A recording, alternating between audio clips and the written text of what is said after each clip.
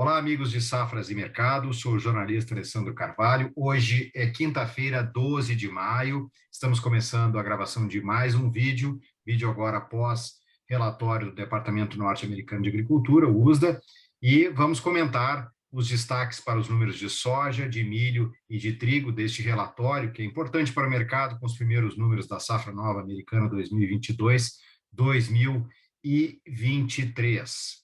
Já dando o boa tarde para nosso consultor, Luiz Fernando Gutierrez Roque. Tudo bem, Luiz?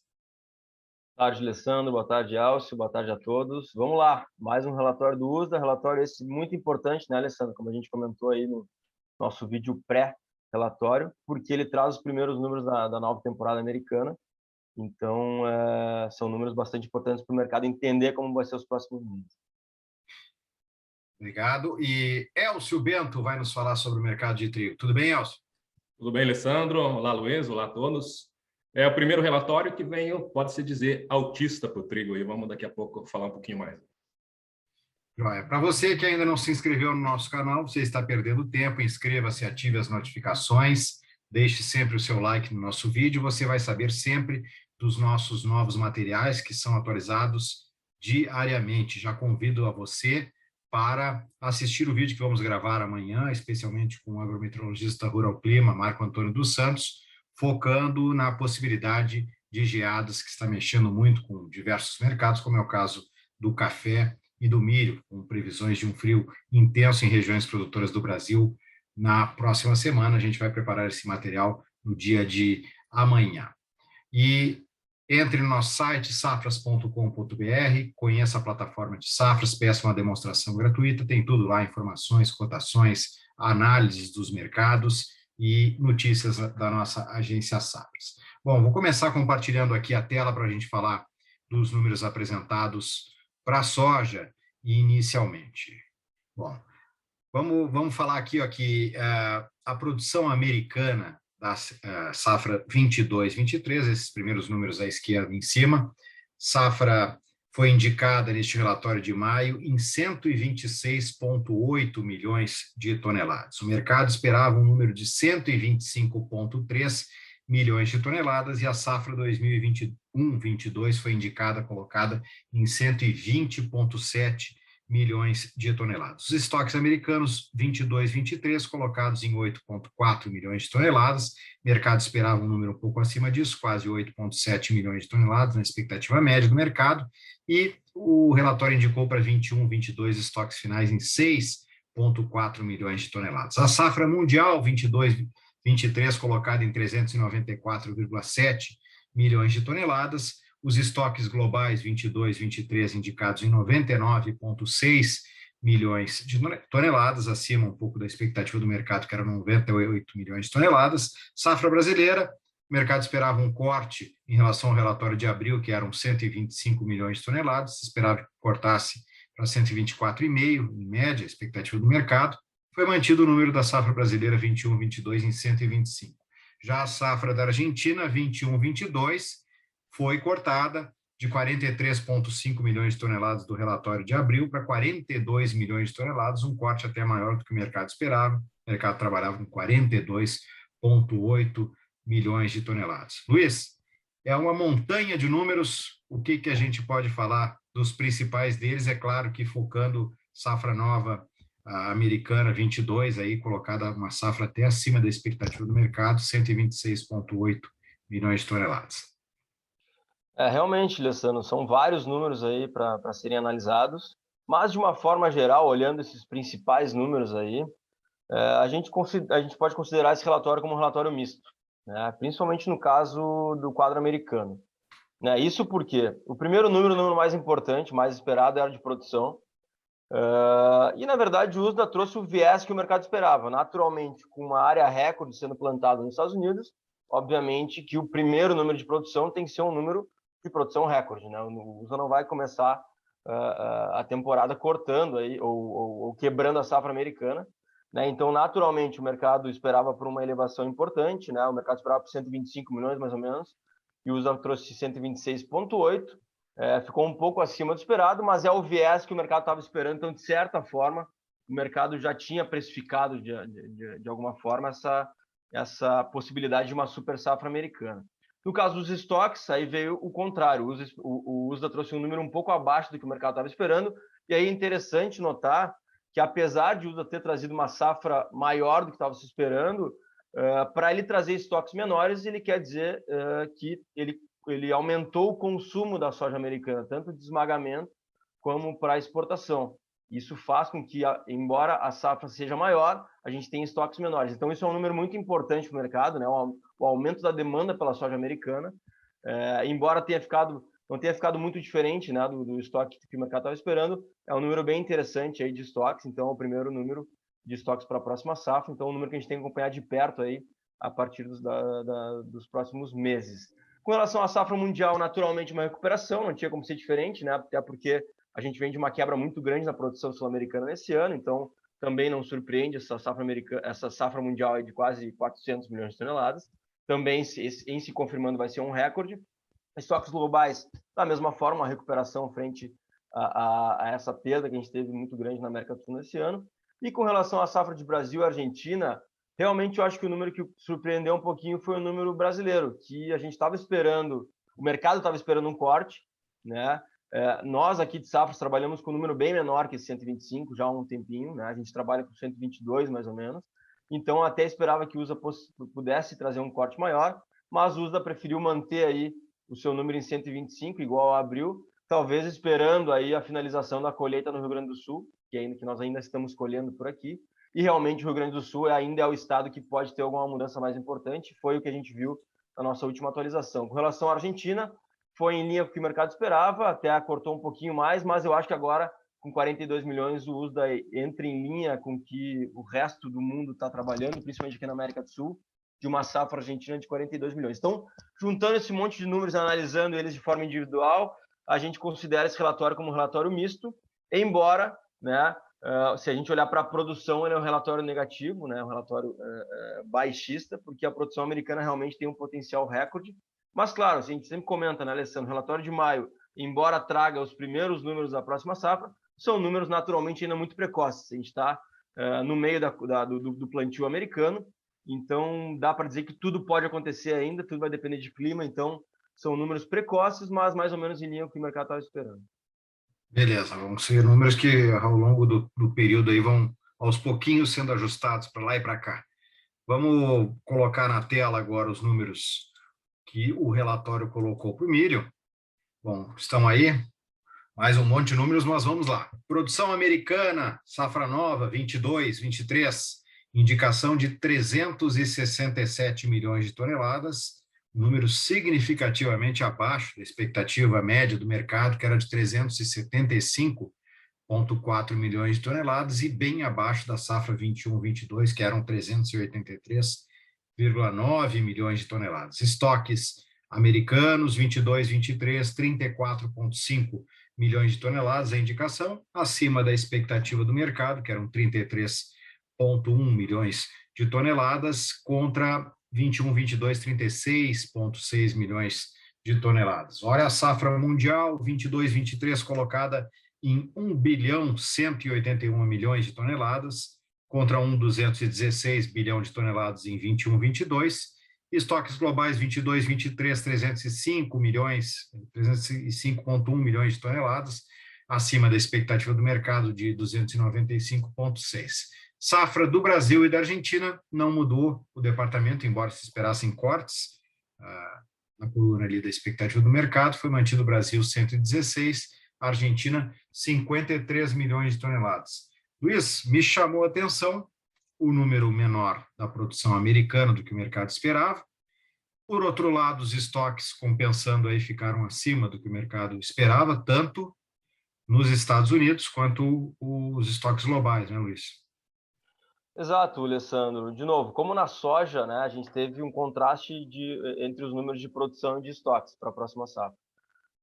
No caso da soja, foi uma produção maior e um estoque menor, e no caso do milho, uma produção menor, mas um estoque maior do que estava se esperando. Então, realmente mostra também... enfim, a produção vai em linha com o que o USA está trabalhando de área, naturalmente, né? Aquela coisa. O USA trouxe um grande corte de área americana para essa temporada, ou está esperando esse grande corte, então naturalmente ele tinha que trazer um corte de produção, mas realmente esse corte foi além do esperado, né? A safra ficou bem abaixo do que o mercado estava esperando e bem abaixo do ano passado, então de certa forma surpreende. Eu acho que principalmente esse número é o que torna esse relatório um pouquinho mais altista aí do que misto para o milho, nesse caso, embora os estoques tenham vindo um pouco acima do esperado, né? Mas também houve um corte frente à temporada 21-22, também indo no viés que o mercado estava esperando. E com relação mas de novo, né? Com relação ao quadro americano, números muito precoces ainda, né, Alessandro? Então, vamos ver o que vai acontecer com relação ao clima. O plantio está muito atrasado nos Estados Unidos, esses números podem mudar bastante daqui para frente ainda, e tudo vai depender do clima. E no caso da América do Sul, surpreende, mas eu acho que surpreende positivamente, porque eu acho que também começa a ficar em linha com o que o mercado está esperando, né? Esse número brasileiro. Embora o mercado, de uma forma geral, esperasse por um corte, nós aqui no Brasil não trabalhamos com uma safra tão pequena, então esse 116 eu acho que faz sentido o uso da manter, embora a gente tenha problemas de safrinha, né? Todo mundo está acompanhando aí problemas de clima que estão trazendo perdas ali para Minas Gerais e Goiás, e algumas micro-regiões estaduais no Brasil, mas a safra brasileira deve se consolidar aí próximo de 116, sim. Então a gente, nesse sentido, está concordando com o USDA, né, em manter esse número e não trazer um corte. Beleza, o Paulo Molinari falava para a gente no pré-USDA que realmente esse número, se viesse muito abaixo, não faria muito sentido pelos números que até as safras de mercado de trabalho que são superiores a esse. Bom, deixa eu só alinhar aqui para colocar o Elcio, que está louco para falar sobre esse relatório que foi altista para o trigo. Vamos ver aqui. Bom, Elcio, o quadrinho do trigo é um pouquinho menor. Vamos lá. Produção americana 22-23 foi indicada neste relatório de maio em 47 milhões de toneladas, contra uma expectativa do mercado de 48,7 milhões de toneladas, veio abaixo do que o mercado esperava, e em relação a 21-22, que os Estados Unidos têm a safra estimada pelo USDA em 44,8 milhões de toneladas. Produção mundial 22-23, 774,8 milhões de toneladas, com uma queda expressiva em relação a 21-22, que foram 779,3 milhões de toneladas praticamente. Agora, os estoques americanos, 22-23, abaixo da expectativa do mercado, 16,8 milhões de toneladas, 1 milhão de toneladas abaixo da média que o mercado esperava, que era 17,8, e os estoques globais 22-23, 267 milhões de toneladas, abaixo também da expectativa do mercado, que era 271,6 milhões de toneladas. Bom, Elcio, me parece que veio tudo abaixo do que o mercado esperava, e aí é por aí que esse relatório foi altista? É por aí, e as bolsas já mostram alta hoje de quase 5%, 6%, tanto Kansas quanto Chicago. Bom, em relação aos Estados Unidos, essa produção um pouquinho inferior ao que o mercado esperava, eu acho que ela se justifica pela visão do USDA, que vem acompanhando as lavouras em condições complicadas no inverno e bastante atrasadas na primavera. Então, quando a gente vê, por exemplo, o corte de estoques norte-americanos, eles são muito mais em função do ajuste da safra passada, né? Que a gente teve uma safra bem menor, e os estoques caíram 5,3 milhões de toneladas. A demanda, o USDA ainda trabalha com a demanda parecida com a do ano passado, algum corte no consumo de ração animal, que se é justificado pela elevação das cotações do trigo, mas um relatório, então, altista, no caso do norte-americano, com a produção recuperando mais os estoques, né, subindo menos do que os estoques iniciais caíram, por isso os estoques finais seriam de baixa nos Estados Unidos. Quando a gente vai para o mundo, a queda da produção de 4,5 e uma queda dos estoques de 12,7 milhões. Então, essa queda forte que a gente tem nos estoques globais também, em grande parte, em função da quebra da safra passada. Se a gente olhar um pouquinho mais de perto, o que chama atenção, o principal destaque desse relatório, são os números que o USDA trabalha para a Ucrânia, onde tem a estimativa de uma queda de 12 milhões de toneladas em função da guerra. Então, isso em termos percentuais, isso é 35% de queda na produção ucraniana. Também, a gente falava ontem sobre a possibilidade de quebras mais expressivas da safra da China e da Índia. Teve uma queda estimativa de 2 milhões a menos da produção chinesa, não é nada demais, se falava de uma safra de inverno muito complicada, não me parece que é o que o USDA está trabalhando. E também na China, que se esperava que tivesse uma produção menor, e a queda foi só de 1 milhão de toneladas, o que pode manter a China ainda como exportador. Também essa queda de 4,5 milhões de toneladas, ela só não foi maior em termos globais, porque aqueles 3 países que tiveram as maiores quebras no ano passado, Canadá, Rússia e Estados Unidos, recuperam um pouco daquela produção. Estados Unidos a gente já viu uma elevação um pouco superior a 2 milhões de toneladas. Canadá, que tinha quebrado 40% da safra no ano passado, volta a produzir um pouquinho, quer dizer, volta a produzir dentro da normalidade, 11 milhões de toneladas a mais. E a própria Rússia, lá dentro dos países envolvidos na guerra, uma elevação de 5 milhões de toneladas. Se a gente olhar lá para a região da guerra, Alessandro, a gente tem, então, a Ucrânia, que está com a redução da produção de 33 para 21,5 milhões de toneladas, esse é o número absoluto lá da produção, o que reduziria a participação no mercado internacional de 19 para 10 milhões de toneladas.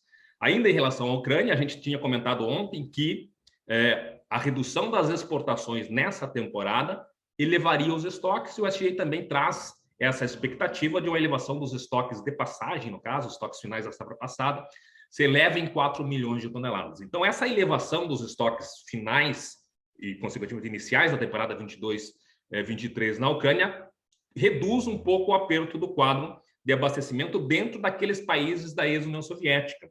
A queda das exportações, se a gente colocar a Rússia, colocar a Cazaquistão, que são outros 2 grandes exportadores, naquela região, a queda total das exportações seria de 2,7 milhões de toneladas. Mas, enfim, o relatório é altista, a gente tem toda uma situação de clima ainda adverso para ser acompanhado, mas a gente vê um relatório que reduz bastante os estoques. Ao contrário de soja e milho, a gente tem que levar em consideração que a safra do hemisfério norte de inverno ela já está se encaminhando para o início da colheita. Alguns países, como a Índia, já estão até colhendo. Então, já está mais maduro esse número de safra norte de trigo, especialmente no hemisfério norte. Alguns países, quer dizer, os países do hemisfério sul, a Austrália, que teve uma produção recorde ano passado e tem uma queda neste ano, esses são números bem preliminares que a gente vê também uma queda de estimativa de produção tanto na Argentina quanto na Austrália, que tinham produzido os recordes na temporada passada. Por isso, um relatório que a gente vê com quedas de estoques nos Estados Unidos e no mundo só pode ser um relatório altista, conforme a gente tem visto a resposta nas bolsas norte-americanas, Alessandro. Obrigado, Elcio. Vamos fazer uma rodadinha rápida, só falando da Bolsa de Chicago, que acabou de fechar aqui, então a gente não pode perder a oportunidade. Contrato julho da soja em grão fechou a 16, 13 e 3/4 dólares por bushel, uma alta de 0,4%. E o que tu diria, como foi esse comportamento nesse dia de uso, Luiz, da soja? Alessandro, a soja até teve um momento que chegou a subir mais, né? Chegou a ter uma alta 16 e 27. 16 e 27. Mais acentuada. Máximo. Mas assim, eu acho que o mercado, ele, de novo, nas posições mais curtas, ele está olhando mais para a questão da demanda. E hoje a gente teve uma baita de uma venda de soja americana para a China, né? Quem acompanhou aí, mais 600 mil toneladas sendo anunciadas de uma vez só, é algo bem pouco usual.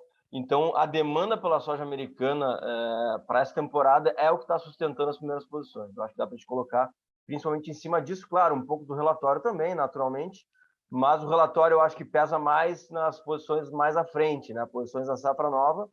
E nesse sentido, como eu falei, números muito precoces ainda, a gente está acompanhando, tem que acompanhar a questão do plantio, que a gente está com atrasos lá, tanto no plantio de milho quanto de soja. Então, existem algumas dúvidas com relação ao tamanho da área a ser plantada ainda. Então, isso, de certa forma, essa dúvida traz um suporte, de alguma forma, para os dois, né? Tanto para milho quanto para soja. E clima, né? Tudo daqui para frente é clima, então o mercado está segurando aí lá na frente nos 14,50 por bushel na posição novembro, que é a primeira posição da safra nova, e nas posições mais curtas aí mais próximo de 16. Acho que o mercado está esperando por novidades, está esperando que as semanas passem aí e a gente tenha dados mais consolidados com relação ao plantio para poder tomar posições um pouco mais definitivas aí pelas próximas semanas. Joia. Olha só, Luiz, estava vendo aqui os números de fechamento do milho. O contrato julho fechou a 7,91,5 com uma alta de 0,4.